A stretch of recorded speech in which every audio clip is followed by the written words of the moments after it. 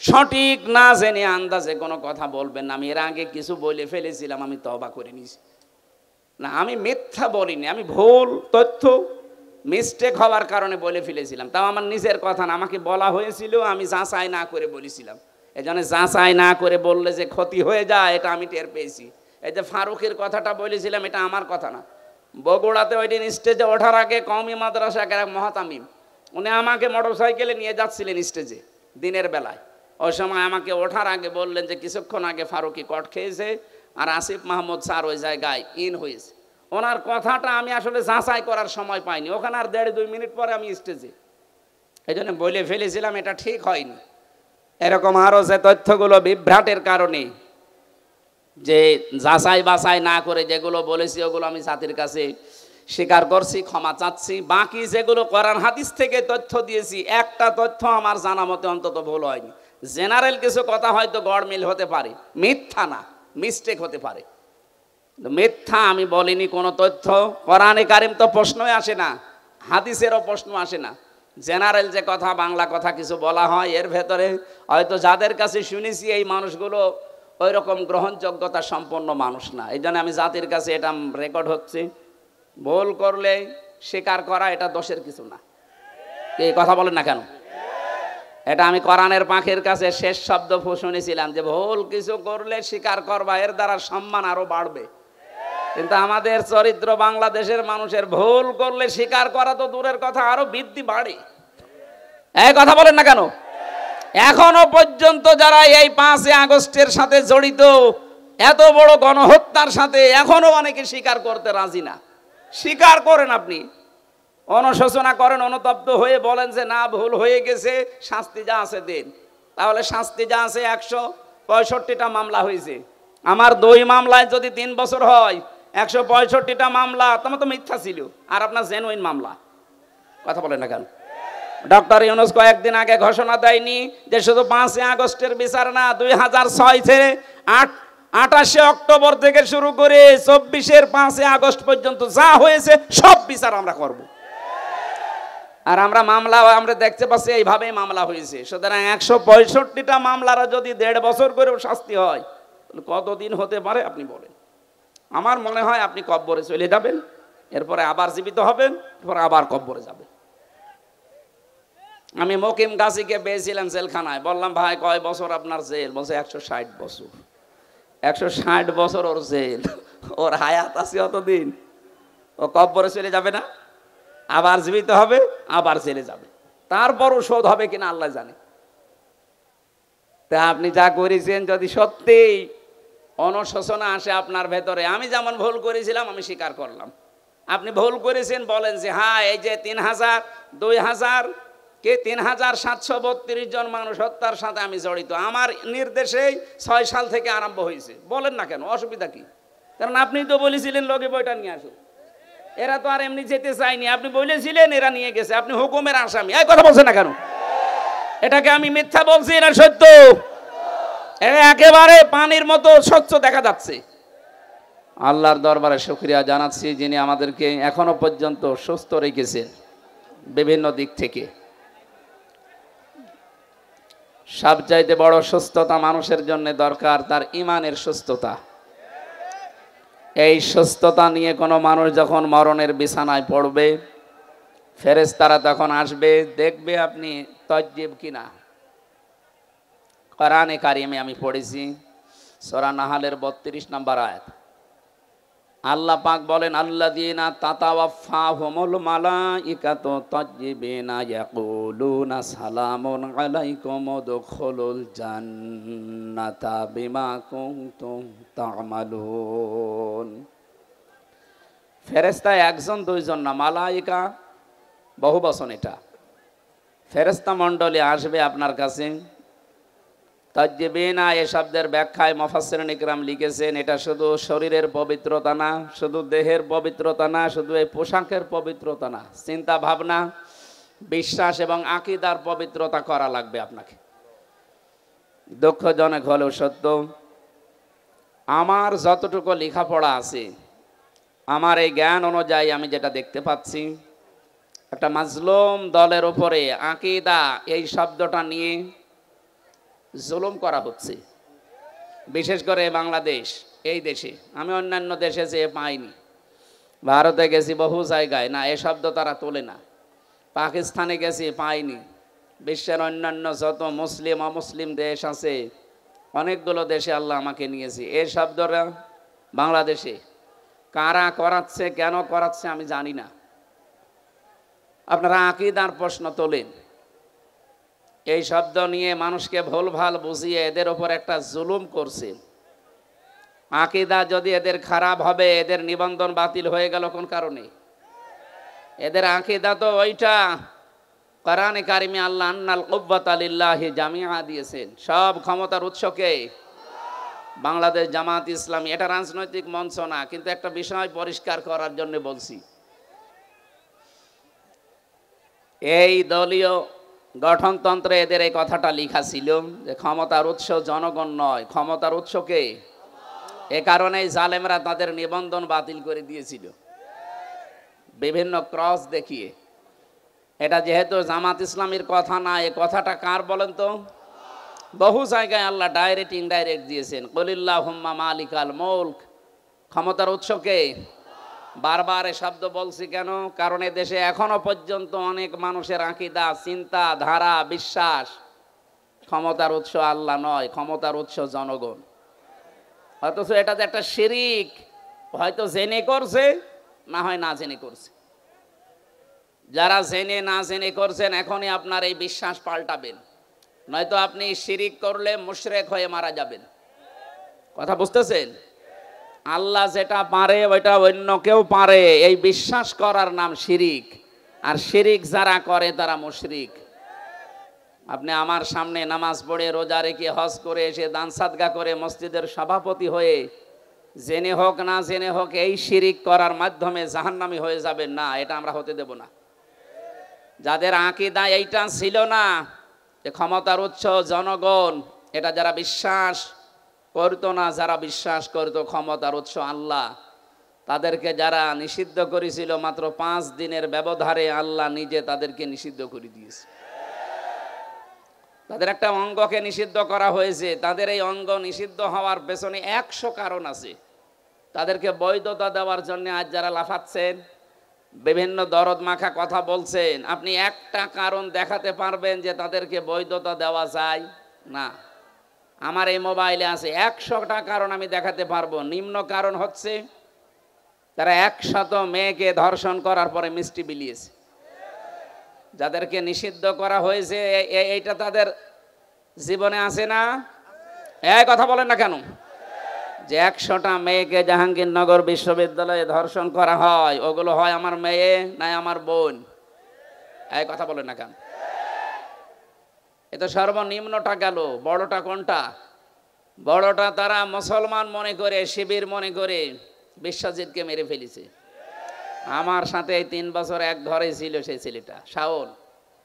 আমি বললাম, ভাই আপনি এই কাজ করলেন কি করে? ও কিছু বলে নাই? হ্যাঁ বলেছিল। ওরে আমরা যখন কোপ দিচ্ছিলাম আমাকে বলেছে যে কিসের শিবির? আমি তো হাফ হাতাই না, আমি ফুল হাতা। তারপরও ওরে আমরা ছাড়ি নাই। ফুল হাতা বোঝেন? আমি আগে বুঝতাম না, ওই দিন ওর কথা শুনে বুঝলাম যে ফুল হাতা কি। আমাদের যিনি জেলার ছিল দেবদুলাল, যখনই আসতো মানুষ সব দাঁড়িয়ে বলতো ফুল হাতা আসতেছে। আমরা যেহেতু ওখানে 100 জনের প্রায় 96 ভাগই, 100 জনের মনে হয় 96 জন আমরা মুসলমান ছিলাম, বাকি 4 জন 5 জন হয়তো অন্যান্য ধর্মের ছিল। তো অন্য ধর্মে যারা আছে তারা তো আর হাফ হাতা না ফুল হাতা? হাফ হাতা না, তারা ফুল হাতা। বলেন তো, যারা ফুল হাতাকেও ছেড়ে দেয় না, শিবির মনে করে মেরে ফেলে, সেই জায়গায় তাদের অপরাধ আর কোথায় পৌঁছাবে? মানুষ হত্যা করলে 5টা অপরাধ আল্লাহ নিজে বলেন, আমা ইয়াকদুল মুমিনা মুতাআম্মিদান ফাজাযাউহু জাহান্নাম। প্রথম পুরস্কারই আল্লাহ তাকে দেবে জাহান্নামে। সুতরাং জুলাই আগস্টের গণহত্যার সাথে যারা জড়িত, তারা তো 1টা 2টা না, 3732 জন মানুষ মেরে ফেলেছেন।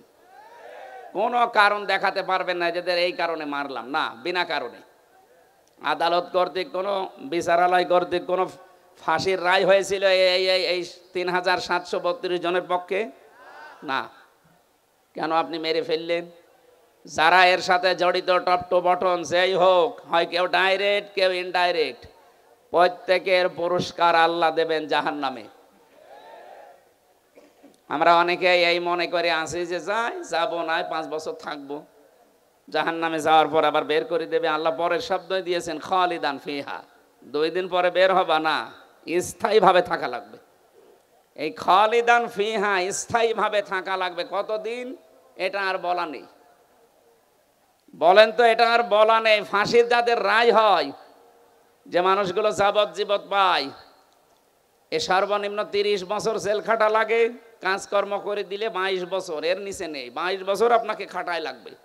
তাও তো একটা নির্দিষ্ট মেয়াদ আছে যে 22 বছর বা 30 বছর পরে আপনি বের হবেন। খালিদান ফিহার ভেতরে কিছুই নেই যে কবে আপনি বের হবেন।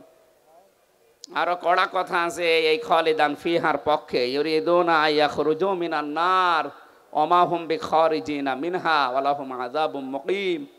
এই মানুষগুলো চেষ্টা চালাবে বের হওয়ার জাহান্নামের আগুন থেকে, আল্লাহ আবার ফিরিয়ে দেবেন। শুধু ফিরিয়ে দেবেন এতটুকুই আল্লাহ বলেননি, ওয়ালাহুম আযাবুম মুকিম, স্থায়ী আযাব দেবেন তাদের উপরে। বের হওয়ার চেষ্টা করলে আযাব বেড়ে যাবে। আফামান হাক্কা আলাইহি কালিমাতুল আযাব আফা আনতা তুনকিযু মান ফিন্নার। আমি আল্লাহ যাকে নির্ধারিত শাস্তি লিখে দিয়ে জাহান্নামে পাঠিয়ে দিয়েছি, হে নবী আপনি কি পারবেন ওকে জাহান্নামের আগুন থেকে বের করে নিয়ে আসতে? তার মানে এরকম অপরাধে যারা অপরাধী, বিশেষ করে 3টা, তার ভেতরে মানুষ হত্যা একটা, আরো 2টা আমি বাকি পরে বলবো। যারা মানুষ হত্যার সাথে জড়িত সে যেই হোক, বিশ্বাস করেন কোরআনে কারিম জানাচ্ছে তাদেরকে স্থায়ীভাবে জাহান্নামে থাকা লাগবে। কোন বাবা কোন পীর সাহেব আপনাকে বাঁচাতে পারবে না।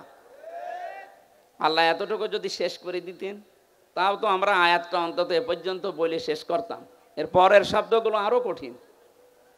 আল্লাহ পাক বলেন ওয়ালা আনাহু, আমি নিজে তাকে লানত দেব। আগাদিবাল্লাহু আলাইহি, আমি নিজে আল্লাহ তার উপরে রেগে থাকবো। ওয়াদালাহু আযাবাম মুহিনা আযাবান আযীমা, যন্ত্রণাদায়ক শাস্তি আমি আল্লাহ তার জন্য রেডি করে রাখলাম। জোরে বলেন নাউজুবিল্লাহ। আমার আফসোস হয় তাদের জন্য যারা ইচ্ছাই হোক অনিচ্ছাই হোক এই মানুষ হত্যার সাথে যারা জড়িত ছিলেন। পৃথিবীর বিষয়টা বলছি এই কারণে, এখন এদের যদি বিচার করা না হয়, আগামীতে যারা চেয়ারে বসবে এরা আরো বেপরোয়া হবে।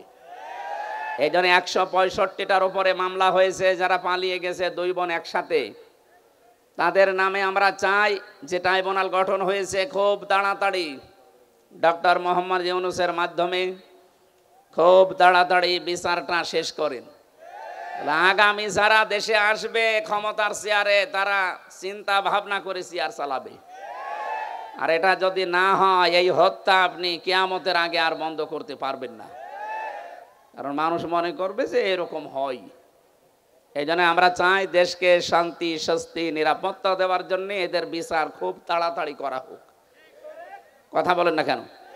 যারা মানুষ হত্যার সাথে জড়িত ছিল না তাদেরই হত্যার বিচার করে আপনি বিদায় করে দিলেন।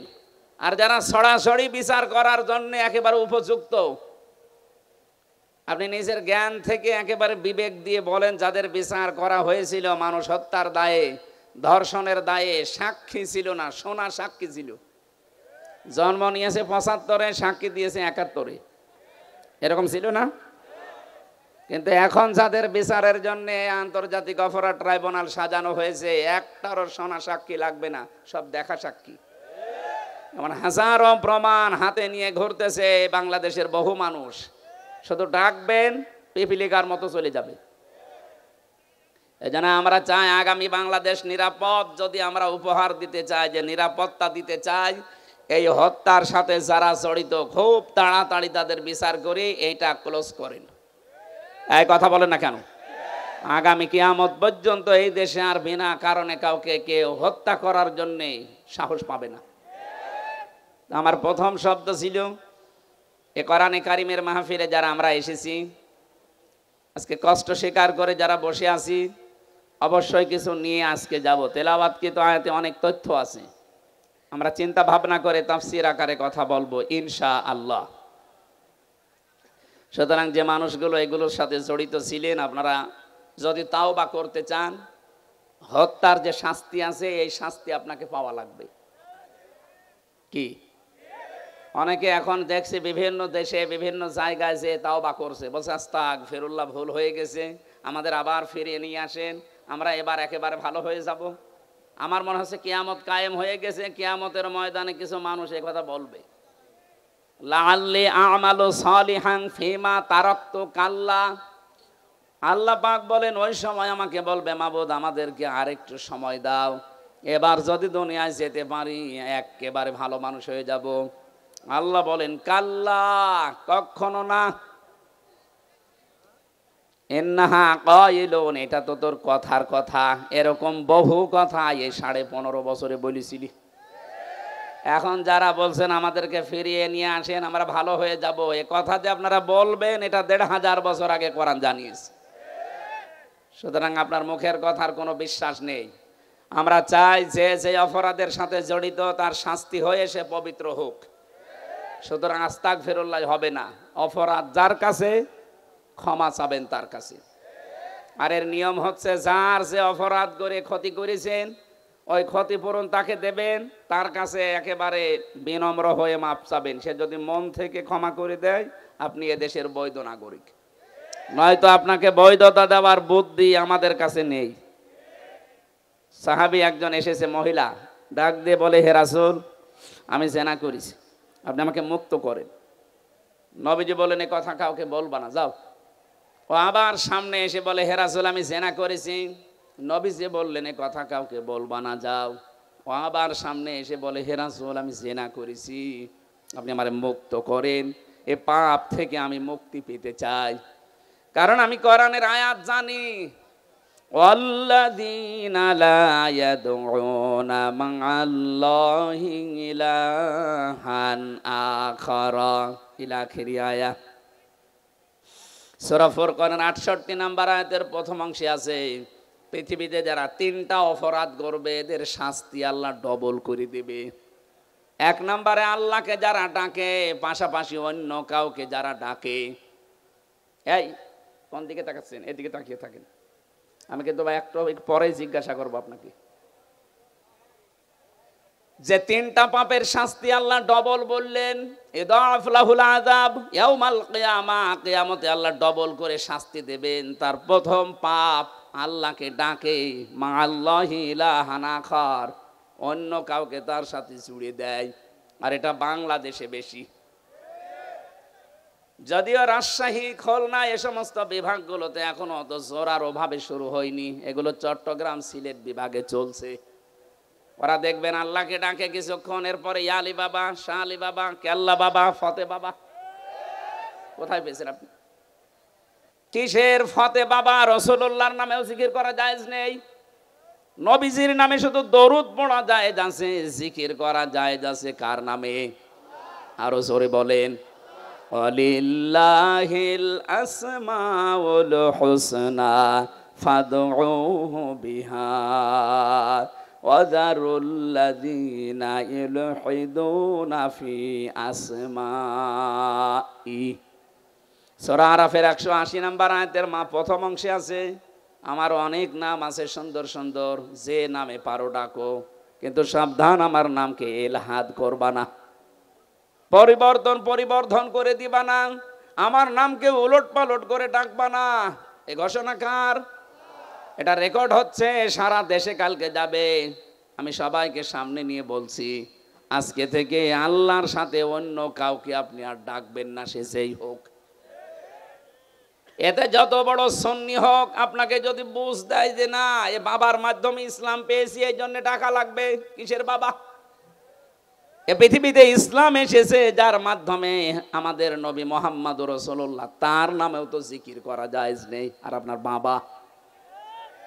কোরআনে কারিমে আল্লাহ নিজে জানালেন, আল্লাহর সাথে অন্য কাউকে যদি কেউ ডাকে তার শাস্তি হবে কয়টা?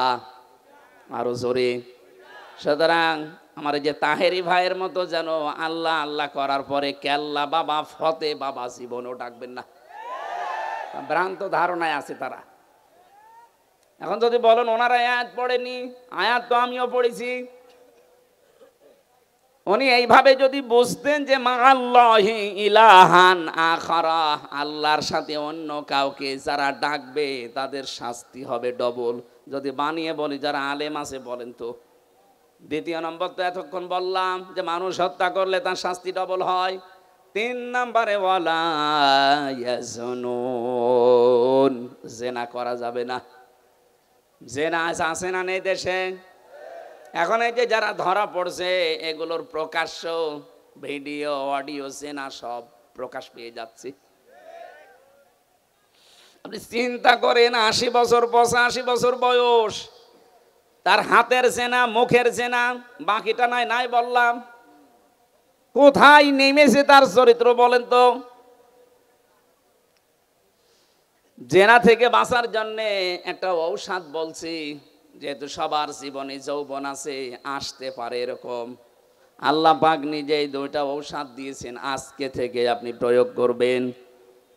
সূরা নূর 30 নম্বর আয়াত, কুল্লিল মুমিনিনা ইয়াগুদ্দু মিন আবসারিহিম ওয়া ইয়াহফাযু ফুরুজাহুম যালিকা আযকা লাহুম ইন্নাল্লাহা খাবীরুম বিমা ইয়াসনাউন। আমি যুবক মানুষ, আমি সহ যত মানুষ এখানে আছি, এই শাস্তি কিন্তু ডবল হবে যদি জেনা আপনার জীবনে থাকে। 1 নম্বরে, হে নবী আপনি মুমিন না পুরুষদেরকে বলেন তারা যেন চক্ষুনি নিম্নগামী করে রাখে পরনারী থেকে। তাহলে আজকে থেকে ওষুধটা অ্যাপ্লাই করবেন। পরনারী দেখলেই চোখ নিম্নগামী হয়ে যাবে, সে যত সুন্দরী হোক আর কালো হোক। কথা বলেন না কেন? 2 নম্বর, ওয়াহফাজু ফুরুজাহুম, তাদের লজ্জা স্থানকে তারা যেন হেফাজত করে। এই 2টা কাজ যদি আপনি করতে পারেন, যালিকা আযকা লাহুম, এইটাই সবচাইতে পবিত্র পন্থা। আপনাকে বাকিটা আল্লাহ করবে।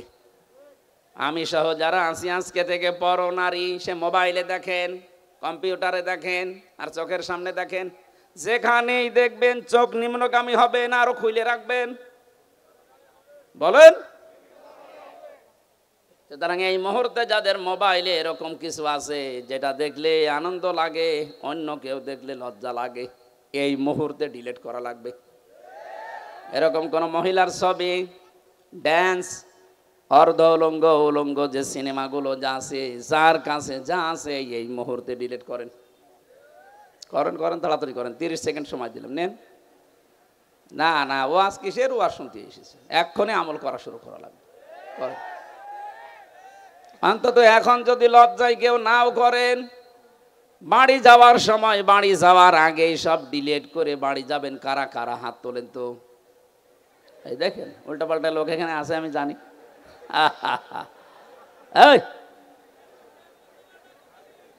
যারা আছে বাড়ি যাওয়ার আগে এগুলো শেষ করে যাবে।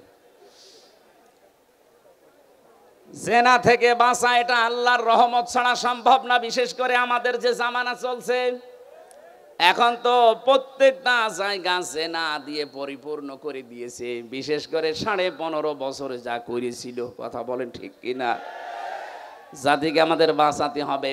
আমি বলছিলাম, মেয়েটা ডাক দিয়ে বলে, হে রাসূল, আমি যেহেতু জেনা করে ফেলেছি, এখান থেকে যদি মুক্তি পেতে হয় তাহলে যে শাস্তি আছে আল্লাহর কোরআনের, ওইটা প্রয়োগ করেন। ওই শাস্তি যদি হয়ে যায়, দুনিয়াতে কোনো অপরাধের শাস্তি যদি হয়, ওই শাস্তির জন্য আল্লাহ কিয়ামতে আর বিচার সাজাবেন না, এসেই শেষ। আপনি যদি চুরি করেছেন, যদি হাত কেটে দেওয়া হয়, তাহলে কিয়ামতে এই বিচার আল্লাহ করবে না। মানুষ হত্যা করেছেন, দুনিয়ায় যদি আপনাকেও মেরে ফেলা হয় বা দিয়ত দিয়ে যদি আপনি পার পেয়ে যান, তাহলে আপনাকে কিয়ামতের দিন আল্লাহ আর বিচার করবে না। জেনা করেছেন, বিচার হয়ে যাক, কিয়ামতে আল্লাহ এই বিচার আর করবে না। তাহলে আমার প্রশ্ন হচ্ছে, যারা 15.5 বছরে জুলুম, অত্যাচার, নির্যাতন, গুণ, খো, মায়না ঘরের সাথে যারা জড়িত, তারা এই অপরাধগুলো যদি মাফ করাতে চান, যার কাছে অপরাধ করেছেন তার কাছে স্বীকার করে ওর ক্ষতিপূরণ দিয়ে দেন। আমি কথা বোঝাতে পেরেছি? আপনি আয়না ঘরে রেখেছিলেন যাদেরকে, তাদের কাছে যে বলেন যে তোমার বিশাল ক্ষতি করে দিলাম। এই যে ব্যারিস্টার আরমান, আমান আজমি সহ আমি 14 বছরের মানুষ ওখানে দেখেছি আছে, কেউ 5 বছর 7 বছর 8 বছর 10 বছর 14 বছর পড়ে আছে। এত বড় বড় নখ হয়ে গেছে, চুল দাড়ি গোপ, মনে হচ্ছে কেউ জঙ্গল থেকে বেরিয়ে আসতেছে। রিমান্ডে যখন আমার মাটির নিচে নিয়ে যেত, কিছু মানুষকে দেখেছি এই নখ দিয়ে খসিয়ে খসিয়ে ওই দেওয়ালের সাথে মাটির নিচে লিখে রেখেছে, ভাই যদি কেউ বাইরে যেতে পারেন তো এই নাম্বারে জানাবেন যে আমি বেঁচে আছি। টের পাচ্ছেন? একটা মানুষ 10 বছর 14 বছর জানে না যে কোন বছর চলছে, জানে না এটা যে কি মাস তাও তার জানা নেই, কি বার তাও জানে না, কয়টা বাজে তা তো জানেই না। অথচ তার মাথার উপর দিয়ে গাড়ি ঘোড়া চলছে, মানুষ চলছে, হালকা আওয়াজ পাওয়া যেত। এই ছেলে এখানে কি করেন, কি ইয়ার কি মারাস নাকি? দেন না মেয়ে দেন,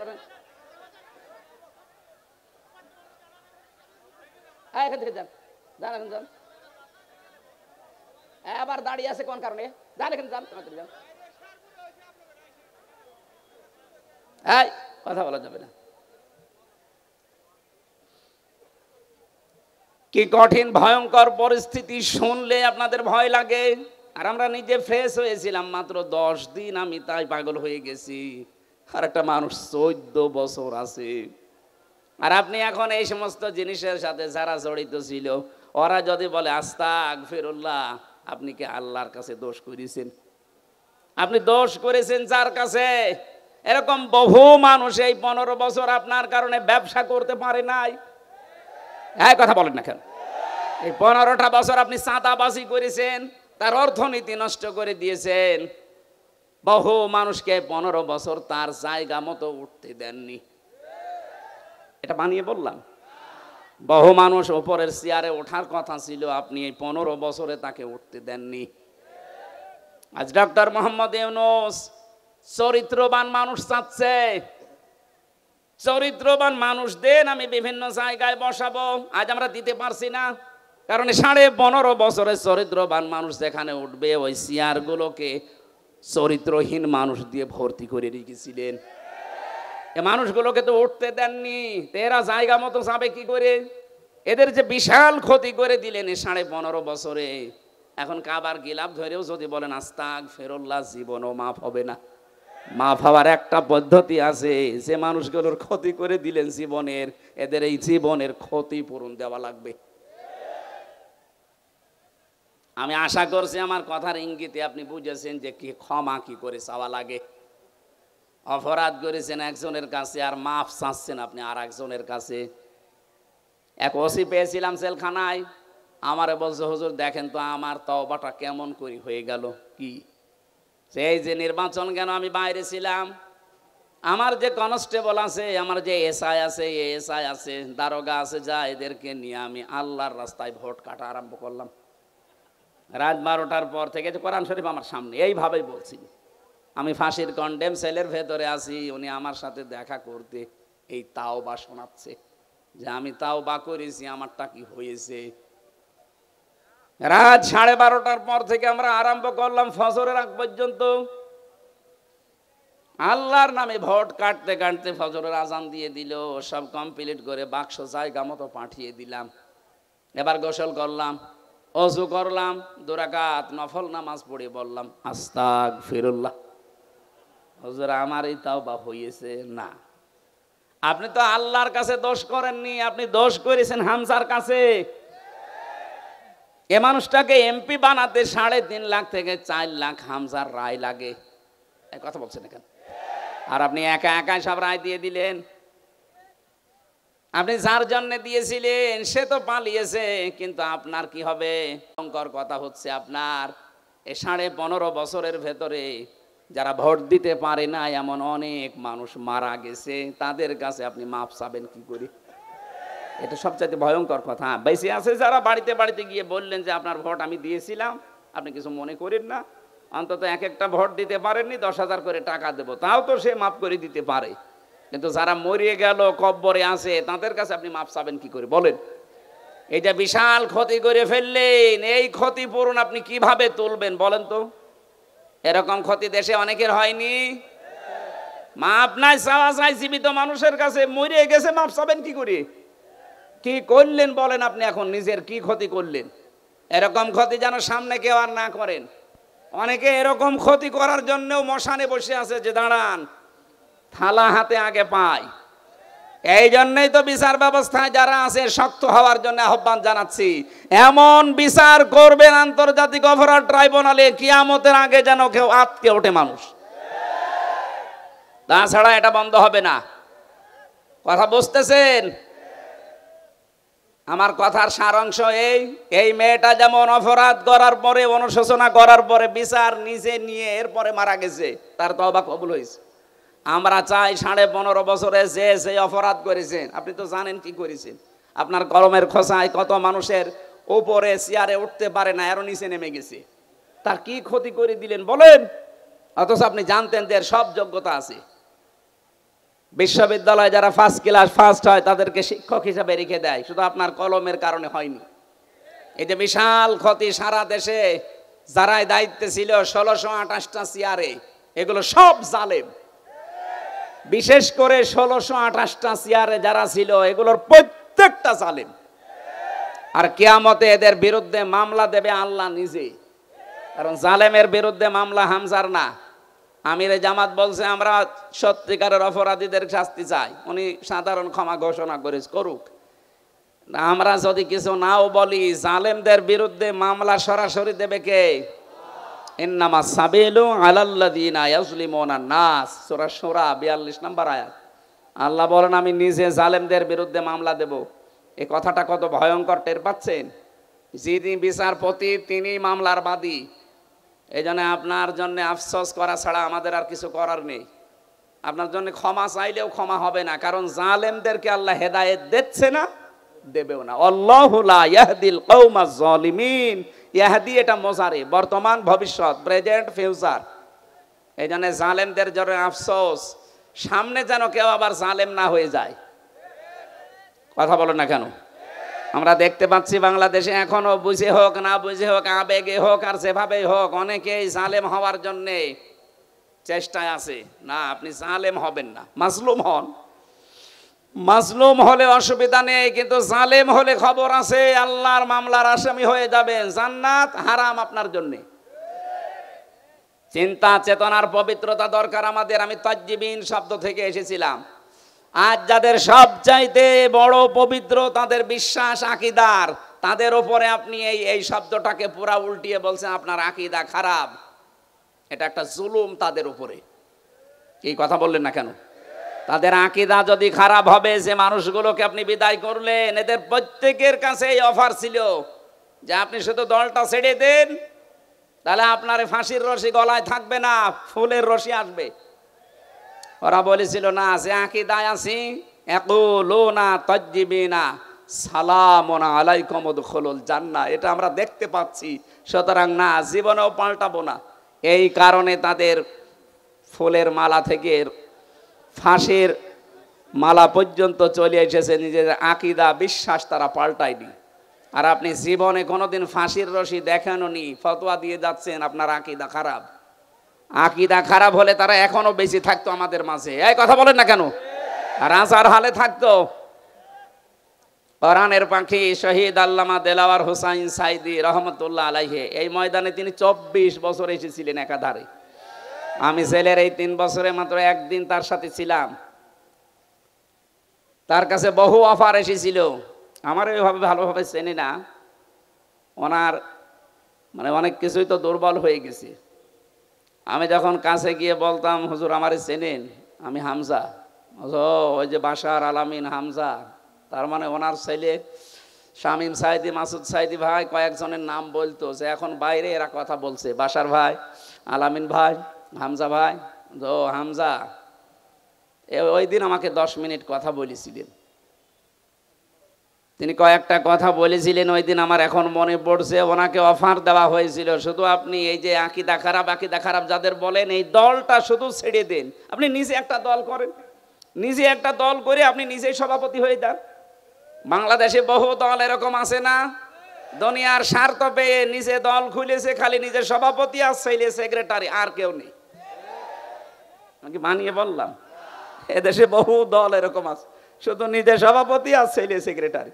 বাংলাদেশের একটা লোক নেই।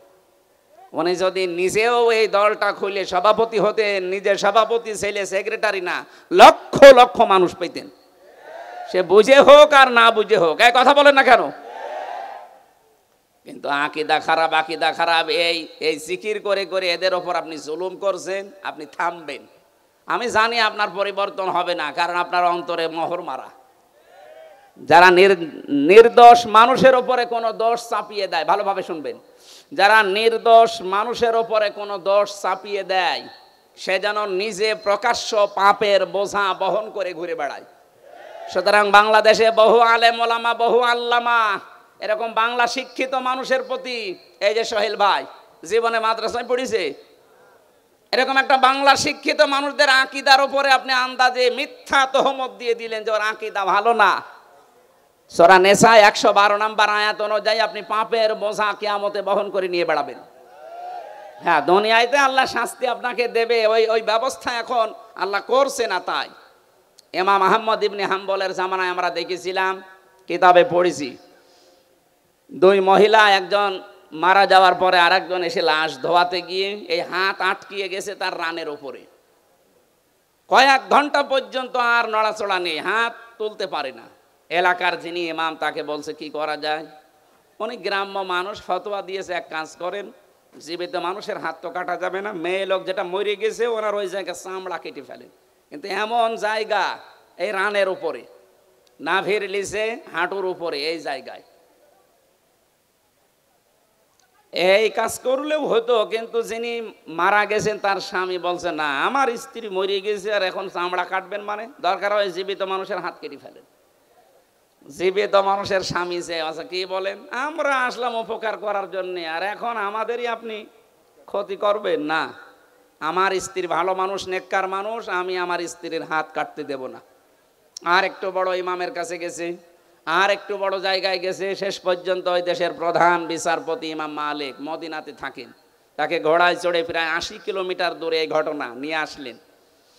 ইমাম মালিক পর্দার আড়াল থেকে জিজ্ঞাসা করলেন, আমি ঘটনা বলার জন্য না, দুইটা শিক্ষা দেওয়ার জন্য, খুব খেয়াল করে শুনবেন, আমাদের এখানে বহু মানুষের এরকম গোনা হচ্ছে তাই বলছি। ইমাম মালিক জিজ্ঞাসা করলেন, মেয়ে কি করিস বলো। মেয়েটা বলে, ইমাম আমি কিচ্ছু করি নাই, আপনি আমাকে বাঁচান। ইমাম বলে, হ্যাঁ আমি বাঁচাতে পারি, যা যা হয়েছে তাই তাই তোমাকে সত্যি বলা লাগবে। বলে, হ্যাঁ আমি সব বলবো, বলো।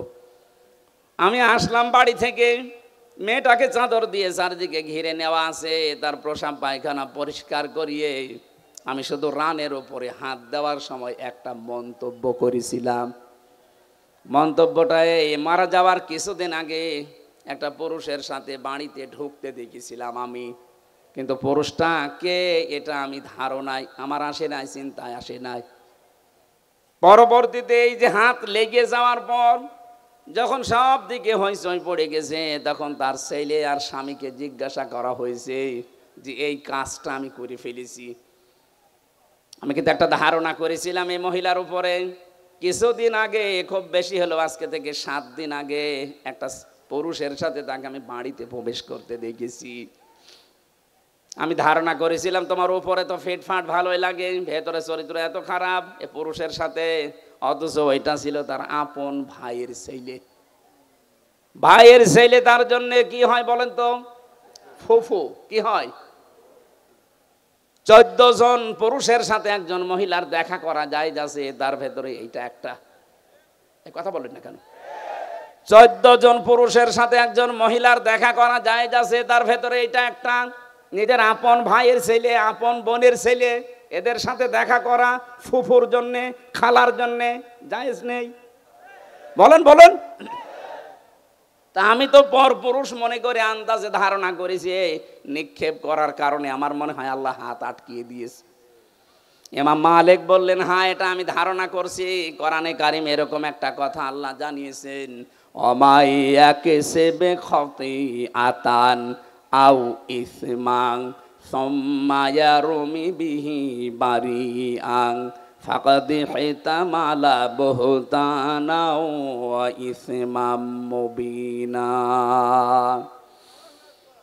দুনিয়াতে এমন বহু মানুষ আছে নিজে পাপ করে, নিজে অন্যায় করে, আর অন্যায়টা যখন সংগঠিত হয়ে যায় তখন একটা নিরপরাধ ভালো নির্দোষ মানুষের ওপরে দোষটা চাপিয়ে নিজে ভালো সাজে। সে যেন প্রকাশ্য পাপের বোঝা বহন করে নিয়ে বেড়াচ্ছে। আমার তো এই আয়াত পড়ার পরে মনে হচ্ছে বাংলাদেশে বিশেষ করে 15.5 বছরে বহু মানুষ এই আয়াতের সাথে 100 ভাগ মিলে যাচ্ছে। নিজে অন্যায় করে, নিজে রাতের বেলা গাছ কাটে, নিজে রাতের বেলা গাড়িতে আগুন লাগায়, আর ভালো মানুষের ওপরে দোষটা চাপিয়ে তাকে ধরিয়ে দেয়। কথা বলে না কেন?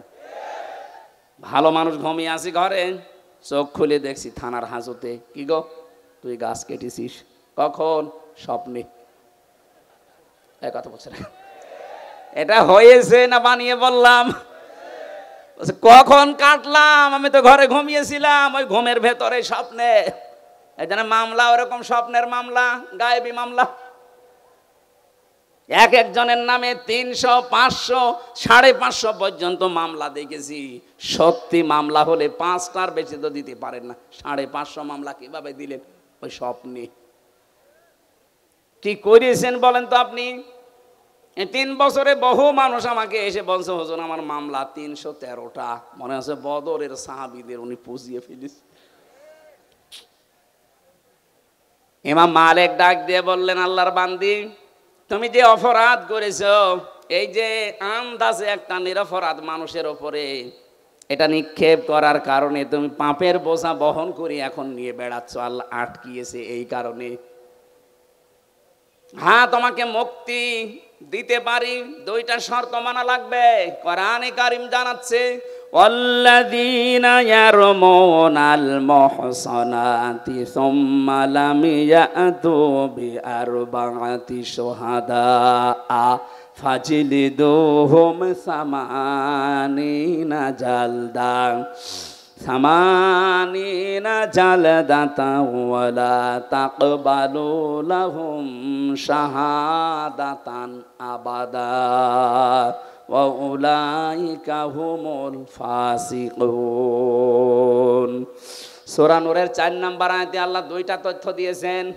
আল্লাযীনা ইয়ারমুনাল মুহসানাত, যারা নেককার সতী সাধবী নারীর উপরে জেনার তহমত লাগায়, অপবাদ দেয় ব্যভিচারের, সুম্মা লাম ইয়াতু বিআরবাআতি শুহাদা, 4 জন সাক্ষী জোগাড় করতে পারে না, আল্লাহ বলেন ফাজলিদুহুম সামানিনা জালদা, তাদের প্রথম শাস্তি 80টা বেত মারা লাগবে। 2 নম্বরে ওয়ালা তাকবালু লাহুম শাহাদাতান আবাদা, কখনো তাদের সাক্ষী আর এই দুনিয়ায় গ্রহণ করা হবে না। তুমি যেহেতু অপরাধ করেই ফেলেছো বিনা কারণে, একটা নিরপরাধ নেককার মহিলার উপরে জেনার এই তহমত লাগিয়েছো ধারণার মাধ্যমে, সুতরাং তোমাকে 2টা, 1 নম্বরে 4 জন সাক্ষী জোগাড় করা লাগবে। কোথায় পাবে? সাক্ষী আছে? নেই। এটা যখন নেই তোমার 2য় নম্বর। 1ম নম্বর সাক্ষী যখন নেই, তাহলে এই শাস্তি পাওয়া লাগবে। আর দুনিয়ায় যতদিন বেঁচে আছো কোনোদিন তোমার সাক্ষী গ্রহণ করা হবে না। বাংলাদেশে আয়াতটা যদি সংসদে কায়েম থাকতো, আল্লাহর কসম এদেশের বহু মিথ্যা মামলা এমনি মিটে যেত, কারণ সাক্ষী জোগাড় করতে পারতেন না। 2 নম্বরে যারা সাক্ষী ঠিক পর্যন্ত দিতে পারবে না, এই মানুষগুলোর কোনোদিন তাদের পক্ষে আর সাক্ষী দেওয়া বৈধ নেই, জায়েজ নেই, তাদের সাক্ষী আর গ্রহণ করা হতো না। আমার মামলার যারা আয়ু ছিল বলেন তো, এই কয়েকদিন আগে আমার মামলা সব খারিজ হয়ে গেছে, আদালত কর্তৃক প্রমাণিত যে আমি নির্দোষ, আমার কোনো দোষ নেই। তাহলে বিনা কারণে মামলার আয়ু থেকে যারা পালিয়েছে 2 বোন মিলে, ওনাদের পর্যন্ত এই মামলা শুনলাম একেবারেই পর্যন্ত টপ টু বটন। যারা জড়িত এ মিথ্যা মামলা দিয়ে আমাকে 3টা বছর নষ্ট করে দিলেন জীবন থেকে। কথা বলেন না কেন?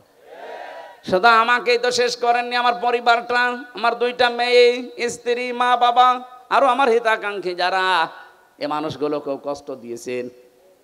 এ দেশে কোরআনের জন্য আমাকে যারাই ভালোবাসতো সবাই কষ্ট পেয়েছে 3 বছর। তাহলে এই কাজটা যারা করলেন, আপনি তো সাক্ষী একটা জোগাড় করতে পারেননি।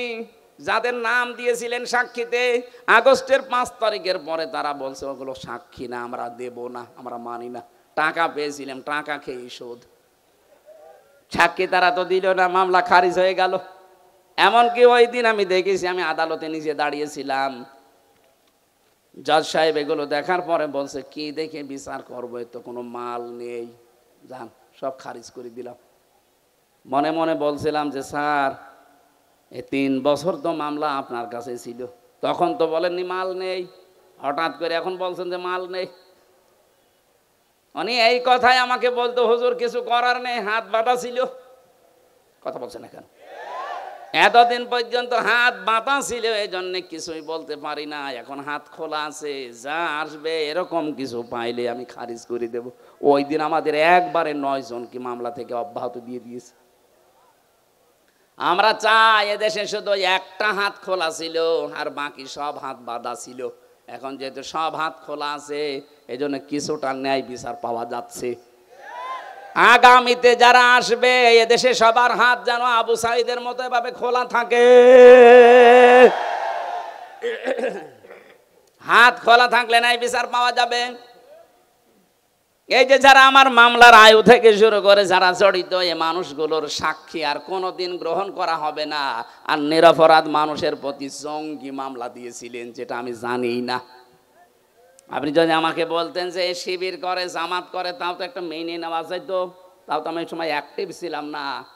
আর আপনি আন্দাজে এমন মামলা দিলেন, জীবনের না আমি শুনিনি। যে যে অপরাধ করে না, ওই অপরাধে তাকে যদি কেউ অপরাধী মানায়, ওই অপরাধ যতদিন সে না করবে ততদিন তার মরণ হবে না। এই জন্য জঙ্গি নাটক যারা সাজিয়েছিলেন, আজ প্রায় সবগুলো তারা এই জঙ্গি মামলারই আসামি। বিশেষ করে কাউন্টার টেরোরিজমের ওই সময় যিনি প্রধান ছিলেন, ওর নাম মনিরুল। এই জঙ্গি শব্দটাকে পুঁজি করে দেশে বহু মানুষকে মাটির নিচে নিয়েছে, বহু মানুষকে জীবিত অবস্থায় জান কবজ করে ফেলেছে। এটা যারা সাজিয়েছিলেন, আজ দেখেন তারা এই মামলার আসামি। কোরআনের কথা যে কত বাস্তব, যে অপরাধ যে করে নাই তার উপরে যদি বিনা কারণে ওই দোষ কেউ চাপিয়ে দেয়, ওই দোষে আল্লাহ তাকে আগে দোষী করায়। এগুলো যারা জড়িত তাদেরকে আল্লাহ এই অপরাধী এখন বানাচ্ছে। আপনারা শিক্ষা নেবেন, আন্দাজে বিনা কারণে নিরপরাধ মানুষকে যেন উল্টা পাল্টা দোষ দেবেন না। কথা বলেন না কেন? এরপরও যদি কারো শিক্ষা না হয়, আমার মনে হয় ওর কপালে হেদায়াত আর নেই। তুমি যেহেতু সাক্ষী জোগাড় করতে পারো নাই, তোমার শাস্তি এখন হবে কি? 2 নম্বরে সামানিনা জালদা, 80টা বেত মারা হবে। জাল্লাদকে নিয়ে আসো। 80টা বেত চলছে, 79টা হয়ে গেছে, হাত খোলে না। জাল্লাদ বলে, ইমাম কি করবো, আর একটা বাকি আছে। ইমাম সাহেব বললেন, দাঁড়ান, আমি কোরআনের আয়াতে 100 ভাগ বিশ্বাস করি। আল্লাহ পাক কোরআনে কারিমে জানিয়েছে, ওয়া তাম্মাত কালিমাতু রাব্বিকা সিদকাও ওয়া আদলা লা মুবাদদিলা লিকালিমাতি। আমি আল্লাহ কোরআনে যত কথা দিয়েছি সব সত্য। সব কি? আরো জোরে বলেন। 2 নম্বরে ইনসাফপূর্ণ। 3 নম্বরে কোনদিন আমার কোরআনের কথা কিয়ামত পর্যন্ত কোনো পরিবর্তন হবে না, রদ বদল হবে না।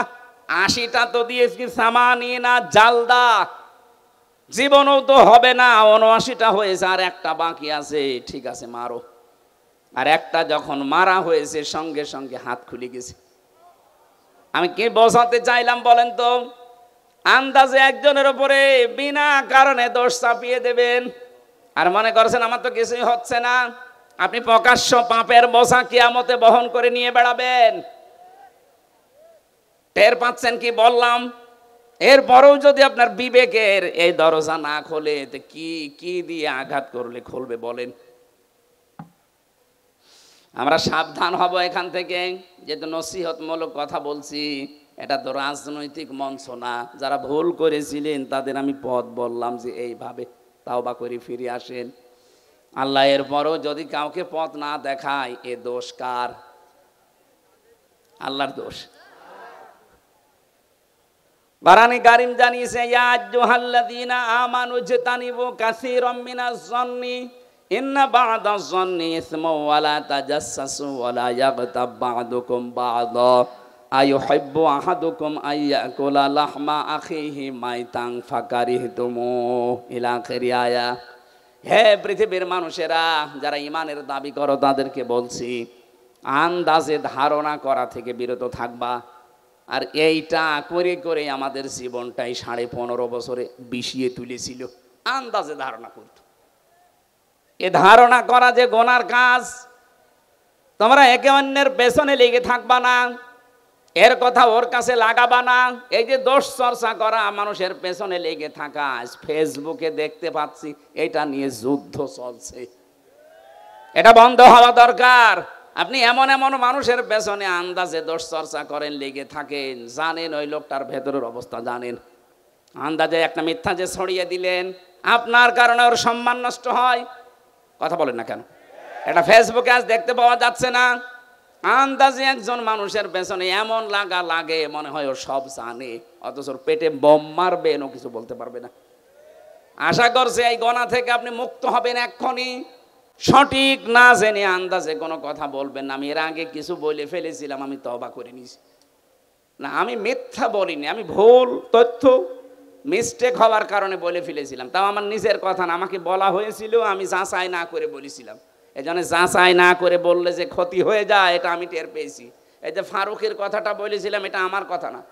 বগুড়াতে ওই দিন স্টেজে ওঠার আগে কওমি মাদ্রাসার এক মহাতামিম, উনি আমাকে মোটরসাইকেলে নিয়ে যাচ্ছিলেন স্টেজে দিনের বেলায়। ওই সময় আমাকে ওঠার আগে বললেন যে কিছুক্ষণ আগে ফারুকি কট খেয়েছে আর আসিফ মাহমুদ স্যার ওই জায়গায় ইন হয়েছে। ওনার কথাটা আমি আসলে যাচাই করার সময় পাইনি। ওখানে আর 1.5-2 মিনিট পরে আমি স্টেজে, এই জন্য বলে ফেলেছিলাম, এটা ঠিক হয়নি। এরকম আরও যে তথ্যগুলো বিভ্রাটের কারণে, যে যাচাই বাছাই না করে যেগুলো বলেছি, ওগুলো আমি জাতির কাছে স্বীকার করছি, ক্ষমা চাচ্ছি। বাকি যেগুলো কোরআন হাদিস থেকে তথ্য দিয়েছি, একটা তথ্য আমার জানা মতে অন্তত ভুল হয়নি। জেনারেল কিছু কথা হয়তো গড়মিল হতে পারে, মিথ্যা না, মিস্টেক হতে পারে। মিথ্যা আমি বলিনি কোনো তথ্য। কোরআনে কারিম তো প্রশ্নই আসে না, হাদিসেরও প্রশ্ন আসে না। জেনারেল যে কথা, বাংলা কথা কিছু বলা হয়, এর ভেতরে হয়তো যাদের কাছে শুনেছি এই মানুষগুলো ওই রকম গ্রহণযোগ্যতা সম্পন্ন মানুষ না। এই জন্য আমি জাতির কাছে এটা রেকর্ড হচ্ছে, ভুল করলে স্বীকার করা এটা দোষের কিছু না। এই কথা বলেন না কেন? এটা আমি কোরআনের পাখির কাছে শেষ শব্দ শুনেছিলাম যে ভুল কিছু করলে স্বীকার করবা, এর দ্বারা সম্মান আরো বাড়বে। কিন্তু আমাদের চরিত্র, বাংলাদেশের মানুষের ভুল করলে স্বীকার করা তো দূরের কথা, আরো বৃদ্ধি বাড়ে। এই কথা বলেন না কেন? এখনো পর্যন্ত যারা এই 5 আগস্টের সাথে জড়িত, এত বড় গণহত্যার সাথে, এখনো অনেকে স্বীকার করতে রাজি না। স্বীকার করেন, আপনি অনুশোচনা করেন, অনুতপ্ত হয়ে বলেন যে না, ভুল হয়ে গেছে, শাস্তি যা আছে দেন। তাহলে শাস্তি যা আছে, 165টা মামলা হয়েছে। আমার 2 মামলায় যদি 3 বছর হয়, 165টা মামলা তোমার তো মিথ্যা ছিল, আর আপনার জেনুইন মামলা। কথা বলেন না কেন? ডক্টর ইউনূস কয়েকদিন আগে ঘোষণা দেয়নি যে শুধু 5 আগস্টের বিচার না, 2006 থেকে 28 অক্টোবর থেকে শুরু করে 24-এর 5 আগস্ট পর্যন্ত যা হয়েছে সব বিচার আমরা করব। আর আমরা মামলা আমরা দেখতে পাচ্ছি এইভাবেই মামলা হয়েছে। সুতরাং 165টা মামলারা যদি 1.5 বছর করেও শাস্তি হয়, তাহলে কতদিন হতে পারে আপনি বলেন? আমার মনে হয় আপনি কব্বরে চলে যাবেন, এরপরে আবার জীবিত হবেন, এরপরে আবার কব্বরে যাবেন। আমি মকিম গাজীকে পেয়েছিলাম জেলখানায়, বললাম ভাই কয় বছর আপনার জেল? বলছে 160 বছর। 160 বছর ওর জেল, ওর হায়াত আছে অতদিন, ও কব্বরে চলে যাবে না? আবার জীবিত হবে, আবার জেলে যাবে, তারপরও শোধ হবে কিনা আল্লাহ জানে। তা আপনি যা করেছেন, যদি সত্যিই অনুশোচনা আসে আপনার ভেতরে, আমি যেমন ভুল করেছিলাম আমি স্বীকার করলাম, আপনি ভুল করেছেন, বলেন যে হ্যাঁ এই যে 3000, 2000 কে 3732 জন মানুষ হত্যার সাথে আমি জড়িত, আমার নির্দেশেই 6 সাল থেকে আরম্ভ হয়েছে। বলেন না কেন, অসুবিধা কি? কারণ আপনি তো বলেছিলেন লগে বইটা নিয়ে আসো।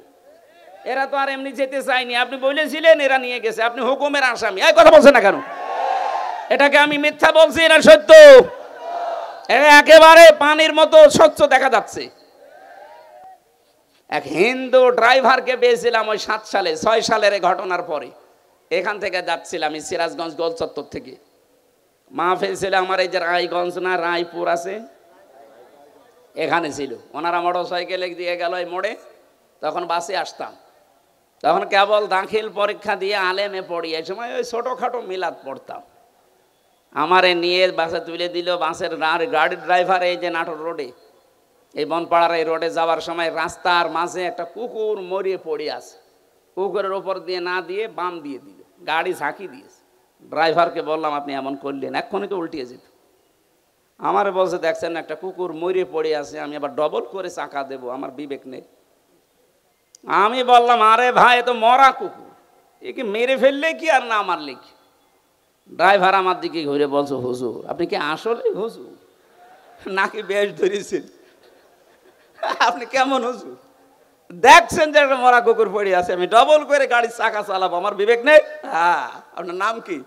সুব্রত। আমার নাম শুনে বুঝলাম ওর ইমান নেই, কিন্তু বিবেক আছে। কথা বলছেন না কেন? ওর গায়ে থাবা দিয়ে বলেছিলাম যে ভাই আপনার ইমান নেই কিন্তু আপনার বিবেক আছে, যে মরা জিনিস আপনি আর ডবল করে মারলেন না। অথচ গত বছরে, এটা 7 সাল, গত বছরে 6 সালের অক্টোবরের 28 তারিখে আমার জসিম ভাইকে ওরা মেরে ফেলার পরে লাশের উপরে ড্যান্স দিয়েছে। এদেরকে মানুষ বলা যায়? এখনো পর্যন্ত যারা বলছেন না কি হয়েছে কি হয়েছে, আপনার উপরে তো হয়নি। ওই জসিম যদি আপনার বাবা হয়তো আপনি টের পেতেন। কথা বলেন না কেন? জানে যার কাছে যে অপরাধ আমরা করি তার কাছে যে স্বীকার করব, অনুশোচনা করব, অনুতপ্ত হব, এটা আমাদের আদি পিতা করেছিলেন, এই জন্য সে মাপ পেয়েছেন। শয়তান করে নাই, এই জন্য সে মাপও পায় না।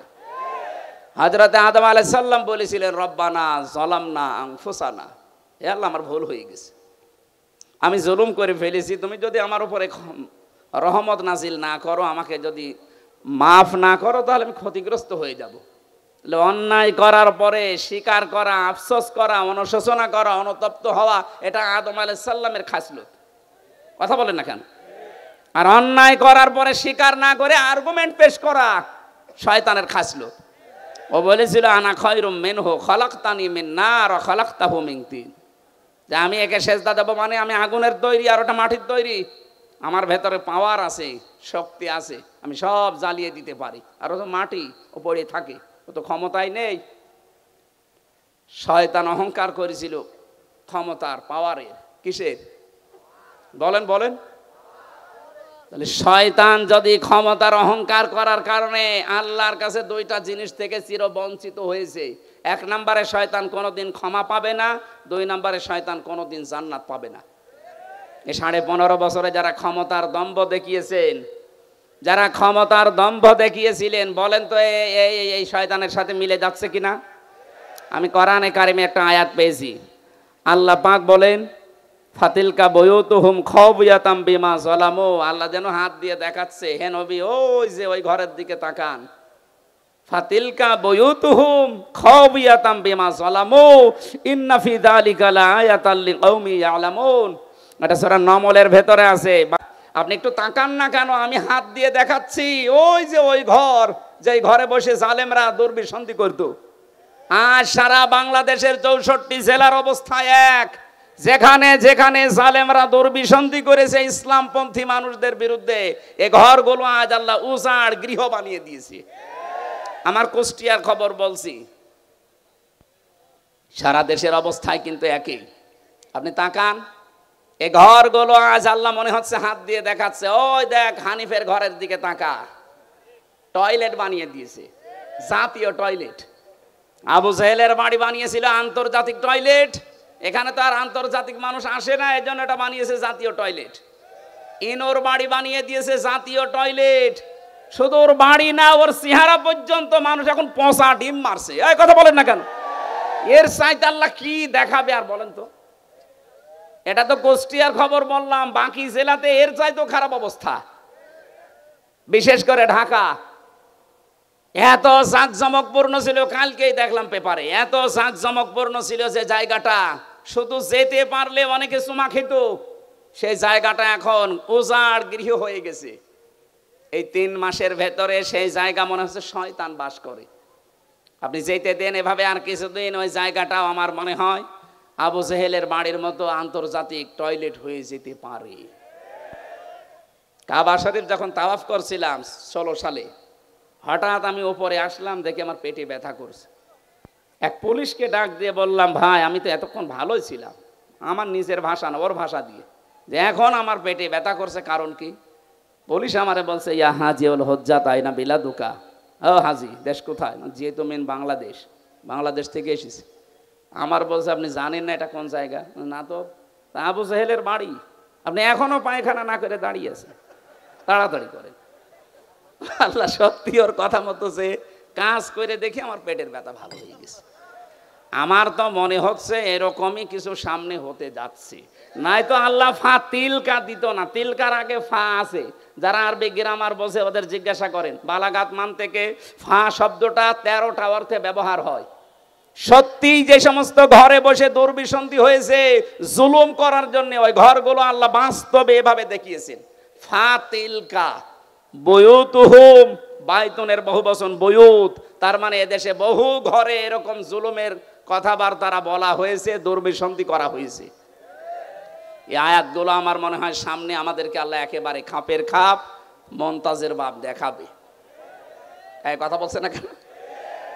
আপনাকে রাগ হয়ে গেল? এই জন্য ধারণা থেকে বেঁচে থাকবেন, উল্টাপাল্টা ধারণা করবেন না কারো উপরে। যাদের উপরে আন্দাজে এরকম তহমত দিচ্ছেন যে আকীদা খারাপ, আকীদা খারাপ, ওদের আকীদা পবিত্র কত আপনি টের পাচ্ছেন। আমি নিজে কাছে থেকে দেখেছি এই মানুষের আকীদা, বিশ্বাস, এদের যে আল্লাহর উপরে তাওয়াক্কুল, এই মানুষগুলোর যে ইখলাস, কাছে না থাকলে দূর থেকে খালি ফতোয়াই দিয়ে যাবেন। 5 দিন থাকেন তার কাছে, তার ইবাদতের মাত্রা কি আপনি এখনো টের পাননি।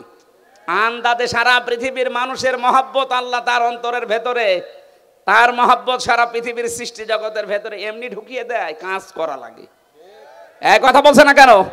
তার মতো চেহারার মানুষ নেই দেশে।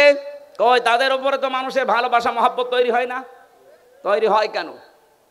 ইন্নাল্লাযীনা আমানু ওয়া আমিলুস সালিহাতি সায়াজআলু লাহুমুর রহমানু ওয়ুদ্দা, যারা ঈমান আনে, ঈমানের দাবি অনুযায়ী যারা ভালো ভালো কাজের আঞ্জাম দেয়। এখানে সালেহ শব্দটা আছে। সালেহ মানে কি বলেন তো? আমরা অনেকেই মনে করি সালেহ মানে নেককার, ভালো না। শুধু এতটুকু না, আধুনিক ব্যাখ্যা হচ্ছে সালেহ মানে যোগ্য। সালেহ মানে কি? এই বাংলাদেশের সত্যিকার অর্থে যারা ঈমান এনেছে, ঈমানের দাবি অনুযায়ী তারা এমন সালেহ, এমন যোগ্যতা সম্পন্ন মানুষ তৈরি করতে চাচ্ছে যারা এই দেশটা চালাতে পারে। আমি নাম নিলাম না, আপনি একটু খোঁজ করে দেখেন। সালেহ শব্দের ব্যাখ্যাটা তারা বাস্তবে আজ দেখাচ্ছে। আজ আমাদের চিকিৎসা বিভাগে লোক নেই, তারা লোক তৈরি করছে। বিচার ব্যবস্থায় লোক নেই, তারা লোক তৈরি করছে। প্রশাসনে লোক নেই, তারা লোক তৈরি করছে। তা উল্টা পাল্টা লোক না, যোগ্যতা সম্পন্ন লোক। এই কথা বলে না কেন? সালেহ শব্দটা তারা বুঝেছে। আর এটার জন্য যাদের বই লেখাপড়া করা লাগে তাদেরও আকীদা খারাপ বলেন। এই সালেহ শব্দের আধুনিক ব্যাখ্যা পেয়েছি 20 শতাব্দীর মুজাদ্দিদ সাইয়্যিদ আবুল আলা মওদুদী রহমতুল্লাহ আলাইহি, তার লিখিত বই থেকে এই মানুষগুলো এই ব্যাখ্যা পেয়েছে। এই জন্যই তো তারা এখন সালেহ শব্দটাকে বাস্তবে রূপ দেওয়ার চেষ্টায় আছে। আমরা শুধু মসজিদের ইমাম ভালো এটা জানি, মাদ্রাসার মুহতামিম ভালো, অধ্যক্ষ ভালো জানি, কিন্তু আমরা চাই ডাক্তারও যেন রাজশাহীর ডাক্তার ফাতিমা সিদ্দিকার মতো হয়, ডাক্তার যেন ফরিদপুরের ডাক্তার শাহিন জর্দারের মতো হয়, ডাক্তার যেন খুলনার ডাক্তার মতিয়ার রহমানের মতো হয়। এইরকম ডাক্তার বানাতে চায়, যোগ্য এবং সৎ। এই কথা বলেন না কেন? এই কর্মকাণ্ডে যারা নিজেদেরকে ইনভলভ করবে, আল্লাহ বলেন সায়াজআলু, সিন দিয়েছেন, সায়াজআলু লাহুমুর রহমানু ওয়ুদ্দা, সৃষ্টি জগতের ভেতর একটা মহব্বত আমি আল্লাহ তার প্রতি তৈরি করে দেব। আমি তো বাস্তবে তাই দেখতে পাচ্ছি। লোকটা সেখানে যাচ্ছে আজ পঙ্গপালের মতো, মানুষ ভালোবাসায় একটু দেখার জন্য, শুয়ে দেওয়ার জন্য পঙ্গপালের মতো ছুটতেছে। কেন? তারা দেখা যায় না টিভিতে, তারা দেখা যায় না মোবাইলে। কোরআনে কারিম থেকে ৬৬৬৬ ৬৬৩৬ দুইটা মতই আছে। একটা মত আমরা মানি, ৬৬৬৬ মানেন। এর ভেতরে একটা মাত্র আয়াত পড়েছি, 4টা কথা আল্লাহ দিয়েছেন আয়াতের ভেতরে। এক একটা শব্দের ভেতরে লক্ষ লক্ষ কথা। ফি জিলালিল কোরআনে, আমি জেলখানায় বসে বসে দেখেছিলাম, ওখানে জিলালিল কোরআনটা আর তাফহিমুল কোরআনটা পাওয়া যায়, অন্যান্যটা নেই। কারণ যারা যায় তারা তো এই ধরনের মানুষ যায়, এরা সেভাবেই হোক ঢোকায়। আমি জিলালিল কোরআন থেকে আজকে তাফসির করছি। না, আপনারা উঠে চলে যাচ্ছেন মানে? দু একজন যান, যুবক মানুষ যাবেন না, তাহলে কিন্তু সমস্যা আছে। হ্যাঁ, যুবক মানুষ যাবেন না, কারণ এখানে মেয়েদের অনেক মেয়ের বাপ আসে জামাই খুঁজতে। এখন আপনি যদি 1-1.5 ঘন্টা 2 ঘন্টা পরে চলে যান, ও বলবে না, এর কাছে মেয়ে বিয়ে দিলে মেয়ে জাহান্নামে যাবে। এই জন্যে আপনি নিজের পায়ে নিজে কোড়াল মারবেন না, অন্তত কিছুক্ষণ বসেন, কষ্ট হলেও। 1-1.5 ঘন্টা আপনি যদি বসে থাকতে না পারেন, আপনার বিয়ে করলে আপনার বউ মনে হয় টেকবে না, শেষে এই সিরাজগঞ্জের বদনাম হবে। নাকি? আমি আর নিচে নামলাম না, তেলাওয়াত করছি, জবান খুলে সবাই পড়বে না। আউযু বিল্লাহি মিনাশ শাইতানির রাজিম, বিসমিল্লাহির রহমানির রহিম, ইয়া আইয়ুহাল্লাযীনা আমানু রুকউ ইলা আখির আয়া। এ পর্যন্ত থাক আজকে। এই ইরকাউ রুকু শব্দের যত ব্যাখ্যা আছে আমি টপ টু বটন চেষ্টা করব বলার। বাকি অসজুদু, ওয়াবুদু, অফআলুল খয়রা, এই 4টা। এখনো বেলকুচিতে 2টা মাহফিল আছে, এক জায়গায় অসজুদু নেব, এক জায়গায় ওয়াবুদু রব্বাকুম। অফআলুল খয়রা এটা আরো বিস্তারিত। ভালো কাজ বলতে ধোকা খাই আমরা, ভালো কাজ কি আমরা এখনো জানি না অনেকে। আমরা চেষ্টা করব বলার। প্রথমটা শুরু করছি। আল্লাহ ডাক দিয়েছেন এখানে কোনো বেঈমানকে না, ইমানদারকে। সুতরাং বেঈমান যদি থাকেন আপনি চলে যান। ওই যে চলে যাচ্ছে, চলে যাক। না না, বেঈমানের জন্য আজকের আয়াত না, আজকের আয়াত ইমানদারদের জন্য। যান আপনি, তাড়াতাড়ি চলে যান।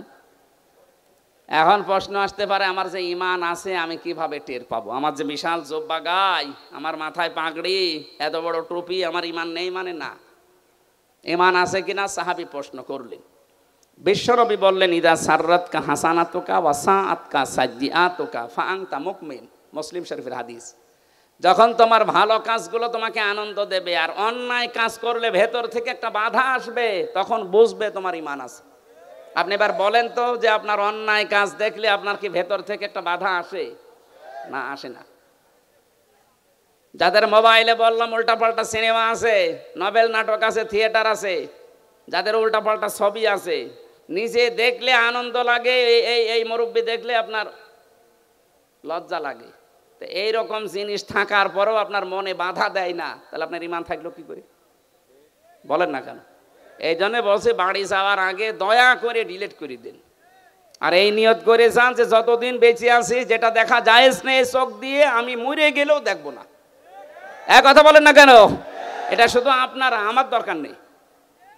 আমি সহ যারাই আছি অন্তত এই গোনা থেকে, চোখের এই গোনা থেকে আমরা আজকে মোবাইলটাকে পবিত্র রাখি। আমার এর ভেতরে আন্তর্জাতিক স্কলার যারা, বিশেষ করে ডক্টর নোমান আলী খান, ডক্টর জাকির নায়েক, আর আমার খুব বাংলাদেশের সাজ্জাদ কামাল উদ্দিন জাফরি হাফিজাহুল্লাহ, ওনার লেকচার আছে।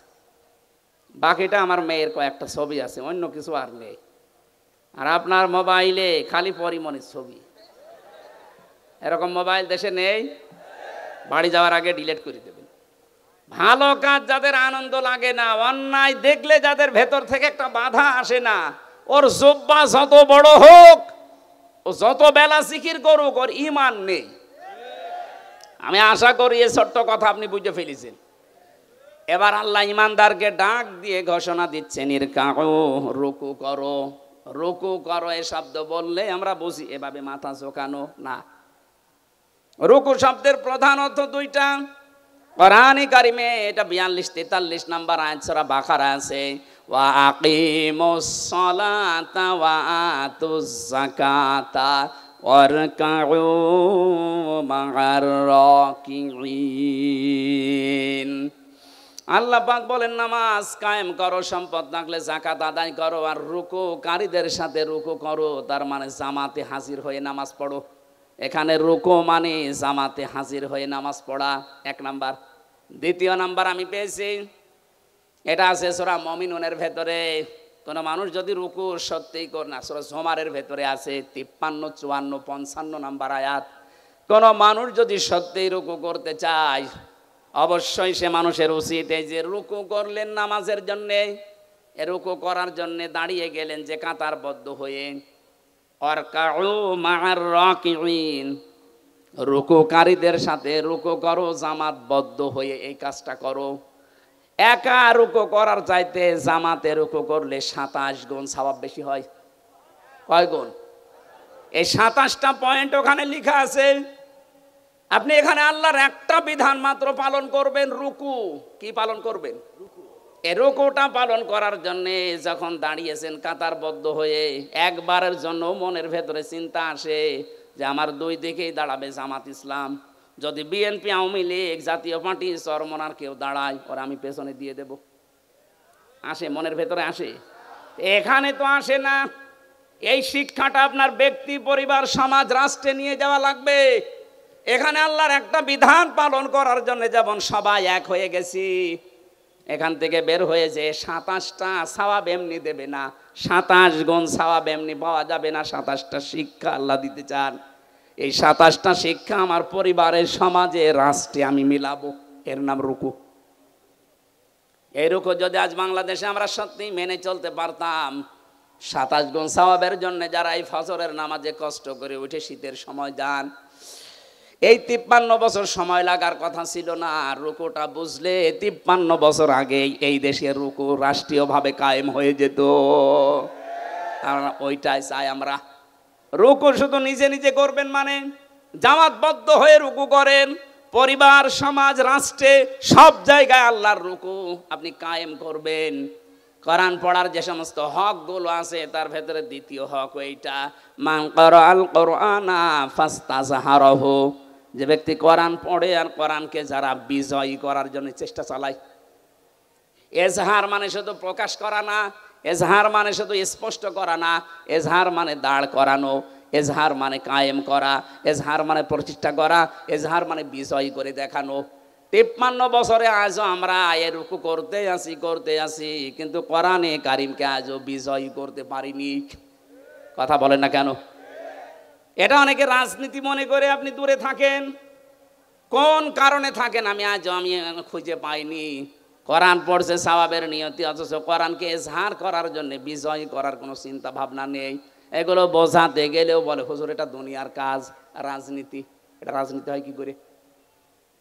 ফাস্তাযহারাহু শব্দটা যারা বোঝে, অভিধান যারা বোঝে, আধুনিক অভিধান বেত্তা যারা লিখছে যে ফাস্তাযহারাহু মানে কোরআনকে যারা বিজয় করার চেষ্টা চালাবে, এই মানুষগুলো কোরআন পড়লে যে 4টা শর্ত আছে তাদের দ্বারাই আদায় হবে। কোরআন পড়তে হবে শুদ্ধ করে, কোরআন বুঝতে হবে, কোরআন নিজে মানতে হবে, 4 নাম্বার কোরআন মানুষকে মানাতে হবে।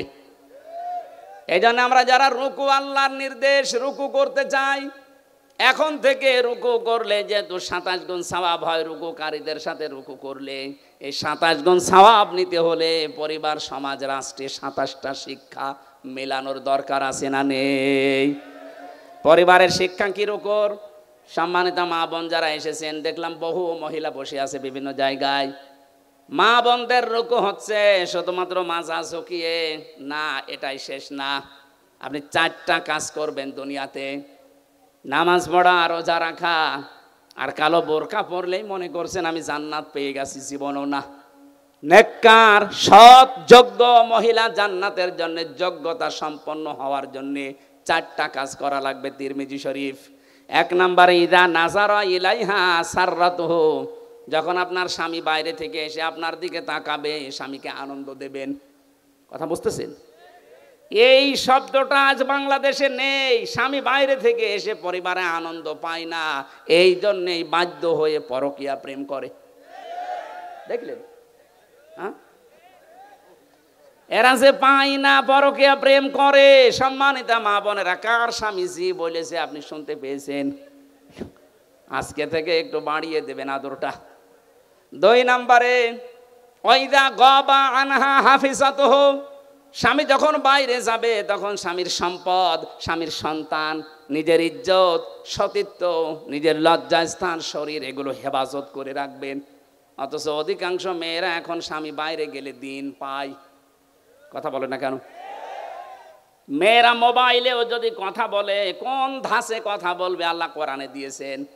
সূরা আহজাবের 32 নম্বর আয়াতে আছে, ইয়া নিসান নাবিয়্যি লাস্তুন্না কা আহাদিম মিনান নিসাই ইনিত্তাকাইতুন্না ফালা তাখদা'না বিল কওলি ফায়াতমা'আল্লাযী ফী কলবিহি মারাদু ওয়া কুলনা কাওলাম মা'রুফা।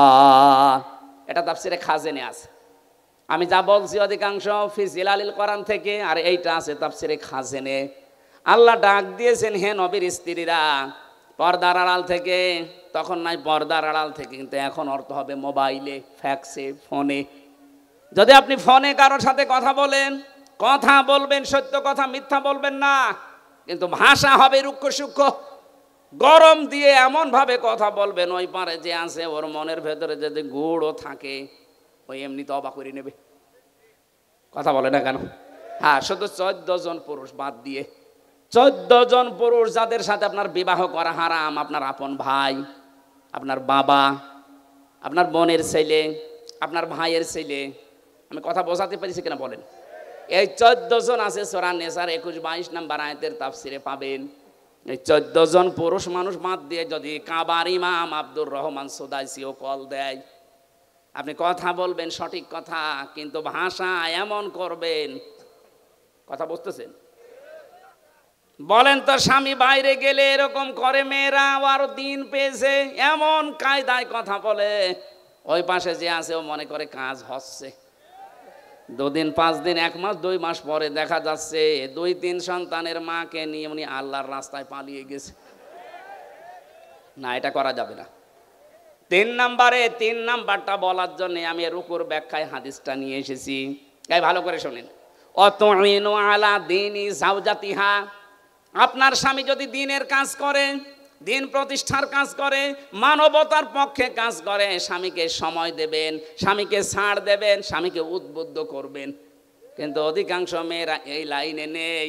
ওর স্বামী দিনের একামতে দিনের কাজ করে, দিন প্রচারে কাজ করে, মানবতার সেবা করে, ও আরো বাধা দেয়। আপনি নামাজ পড়ে রোজা রেখে কালো বোরকা পরেও জান্নাত যেতে পারবেন না। 4 নাম্বারটা হচ্ছে, স্বামী যেটা পছন্দ করে ওটা যদি জায়েজ হয়, জীবন থাকতে আপনাকে ওইটা মেনে নেওয়া লাগবে। আমি স্বামী, যত স্বামী এখানে আছে, প্রত্যেকটা স্বামী আমরা চাই বিয়ের পরে যেন আমাদের মা বাবা আমাদের সাথে থাকে। আমি খেয়ে থাকি না খেয়ে থাকি, আমার মা বাবা সাথে থাকবে। কথা বলে না কেন? কিন্তু 100টার 98টা মহিলা এটা চাই না। এটা চাই না, তার কারণ আছে। একে শুধু পানি পড়া দেয় এর মা আর ওর বড় বোন, ওখান থেকে বারবার শুধু কান পড়া দেয়। আর কতদিন থাকবি, আলাদা হয়ে যা। এই কথা বলছে না কেন? এরকম ছোট মনের বউ আছে? কার আছে হাত তোলেন তো। একজনের আছে। সম্মানিত ভাইরা, সম্মানিত মা বোনেরা, না আপনার রুকু হচ্ছে না। কিসের রুকু করেন আপনি? যে 4টা বললাম একটাও মিলাতে পারলেন না। আশা করছি এই 4টা কথা মেনে নেবেন। এই রুকু যদি এভাবে আমরা পয়েন্ট আকারে দুনিয়াতে করতে পারতাম, এই পৃথিবীর চিত্রই পাল্টিয়ে ফেলতে পারতাম। আর আমরা ওই রুকুই চাচ্ছি সামনে ইনশাআল্লাহ। আমি জেলে বসে মাওলানা মামুনুল হকের সাথেই ছিলাম। আমিরে জামাত ডাক্তার শফিকুর রহমান 4 দিন ছিলেন আমার সাথে। সেক্রেটারি জেনারেল অধ্যাপক মিয়া গোলাম পরোয়ার প্রায় 1.5 বছর ছিলেন আমার পাশে। এই সমস্ত মানুষ থেকে, বিশেষ করে জীবন্ত শহীদ এটিএম আজহারুল ইসলাম, এই মানুষটাকে আমি 3টা বছর, উনি ছিলেন ফাঁসির কন্ডেম ছেলে, মাঝে মাঝে আদর করে আমাকে বই পাঠাতেন। প্রোডাক্টিভ মুসলিম, মধ্যম পন্থা, এমন এমন সুন্দর সুন্দর বই, ওনার কাছে প্রায় 150-র উপরে বই আছে। আমাকে বলতেন, হামজা আমি তো বাইরে যেতে পারি না, তুমি যদি যেতে পারো এই কথাগুলো জাতিকে পড়ে পড়ে শোনাবা। আমি আয়াত থেকে মধ্যম পন্থা প্রোডাক্টিভ মুসলিমের উপরে, বিশেষ করে মুক্তিপণ এই আয়াতের উপরে আমি সাবজেক্ট বানিয়েছি। সামনে সময় আসবে ইনশাল্লাহ আমরা বলবো এই যে ওয়াসজুদু ওয়াবুদু ওয়াফআলুল খায়রা, প্রত্যেকটা শব্দ চিন্তা ভাবনা, প্রতিটি শব্দের ভেতরে লক্ষ লক্ষ কথা আছে। আমরা তাফসীর আকারে আবার সামনে কথা বলবো। আজকে তো মাহফিল 3টা চলছে, আমার শরীরও আর পারছে না, আর 1.5 ঘন্টা হয়ে গেছে। ওই যে লিখিত যে বইগুলো আছে ওই গাড়ি দেখা যাচ্ছে, জেলখানায় বসে করেছিলাম 2 দিন আগে, একটা পাবলিশড হয়েছে, সৃষ্টি জগৎ নিয়ে লিখেছি, ওইটা যাওয়ার সময় নিয়েছেন। আল্লাহুম্মা আমিন।